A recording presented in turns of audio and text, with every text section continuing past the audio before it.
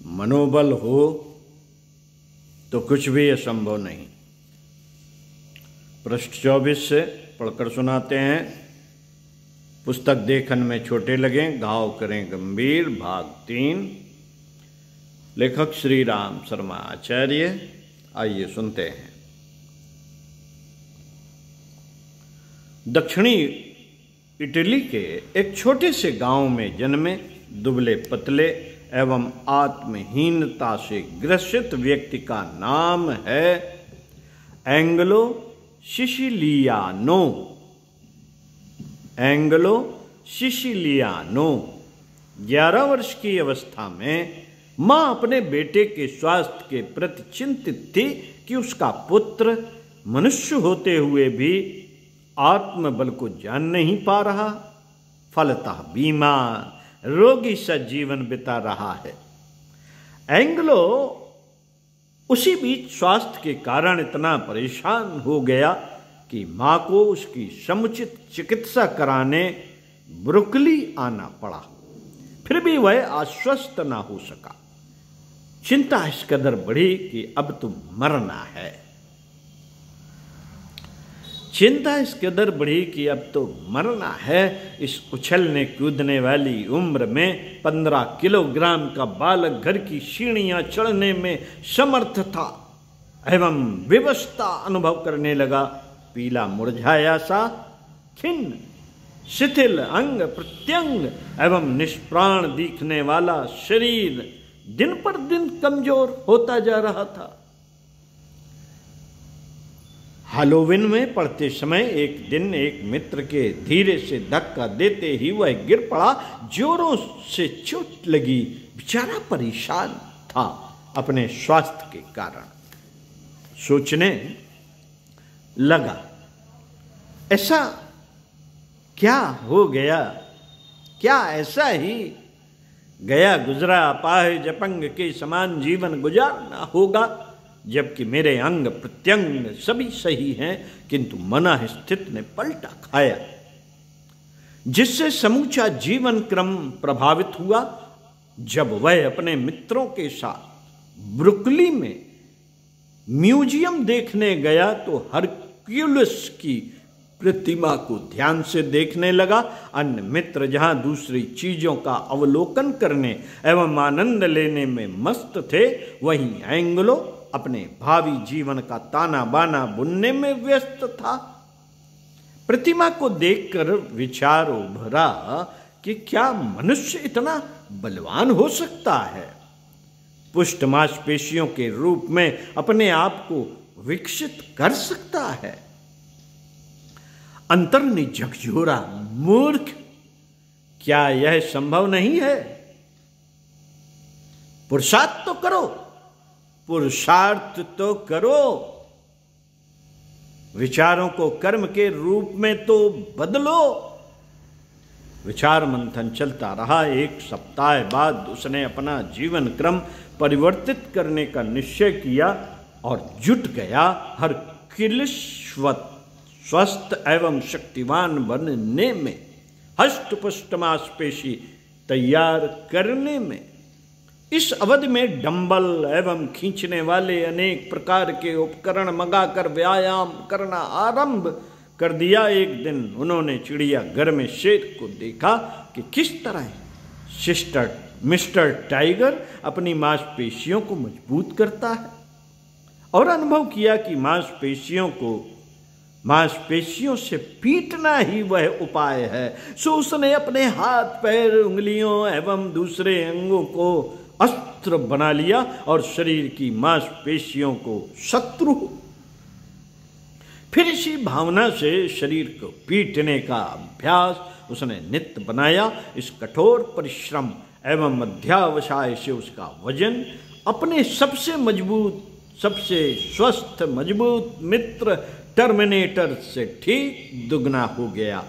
छाती 54 इंच फूलने लगी एवं गर्दन 14 इंच की हो गई। उसके मित्रों ने उससे कहा कि बैंक बिल्डिंग के कोने में बनी एटलस की प्रतिमा की तरह हूबहू उसकी आकृति बन गई है। उसे यह नाम पसंद आया और कानूनी रूप से अपना नाम बदला चार्ल्स एटलस। Charles Atlas. युवावस्था में उसने कोनी सर्कस में मजबूत आदमी की भूमिका निभाई। अपने प्रदर्शन का विवरण सुनाते हुए वह कहता, जब मेरी छाती पर 5 व्यक्ति बैठे रहते थे तो मैं आराम से केले का नाश्ता करता रहता। इस दृश्य को देखकर महिलाएं डर से अपने नेत्र बंद कर लेती थीं। 1922 में वर्नर मेडफेडेन ने अपनी पत्रिका फिजिकल कल्चर में एटलस को जब विश्व के स्वस्थ एवं सबल व्यक्ति के रूप में चुना एवं पुरस्कृत किया तो एटलस की ख्याति और बढ़ गई। चार्ल्स एटलस अब रेल की पटरियों को मोड़ने का कर्तव्य दिखाने लगा। 1 वर्ष में मजबूत लोहे की कील से बने पिंजड़ों को उसने 1500 की संख्या में मोड़ा। 6 गाड़ियों को 1 मील तक खींच कर ले गया। उन्होंने स्वास्थ्य लाभ प्राप्त करने के 12 सूत्र बताए। गहरी श्वास प्रश्वास,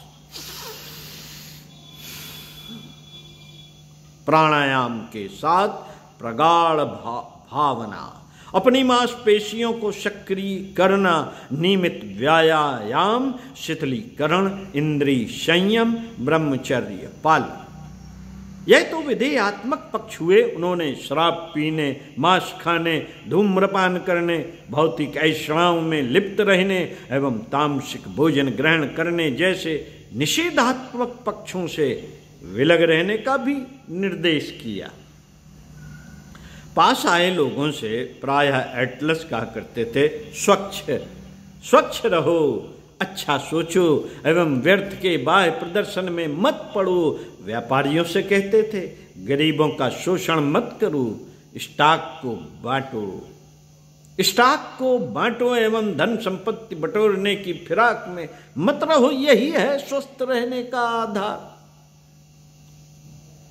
एटलस का विश्वास था कि स्वस्थ शरीर का निर्माण अच्छे चिंतन, ईमानदारी एवं संतुलन से होता है। यदि किसी के पास अच्छा स्वास्थ्य है तो निश्चय ही यह कहा जा सकता है कि वह शारीरिक, मानसिक दोनों प्रकार के स्वास्थ्य के लिए आवश्यक गुणों से भली भांति संपन्न है। महात्मा गांधी ने एटलस को पत्र में लिखा था कि आपके क्रियाकलापों एवं स्वास्थ्य के क्षेत्र में असाधारण बदलाव को देखकर मैं आश्चर्यचकित हूँ और अपेक्षा करता हूँ कि मुझे भी तत्संबंधी कुछ सूत्र बताएंगे। तब उन्होंने महात्मा गांधी को व्यायाम एवं आहार विहार के नियमन के संबंध में परामर्श दिया था। नित्य टहलने की बात भी कही थी। चार्ल्स एटलस का विश्वास था कि अक्षुण्ण स्वास्थ्य का रहस्य हर व्यक्ति की मनःस्थिति में है। यदि उसे वह परिष्कृत कर ले और संयम नियम से रहे तो परिस्थितियों में बदलाव आ सकता है, जैसा कि मेरे साथ हुआ। इससे पहले मैं एक सामान्य सा दुबला पतला लड़का एंग्लो सिसिलियानो था जो बाद में एटलस बना। ओम शांति।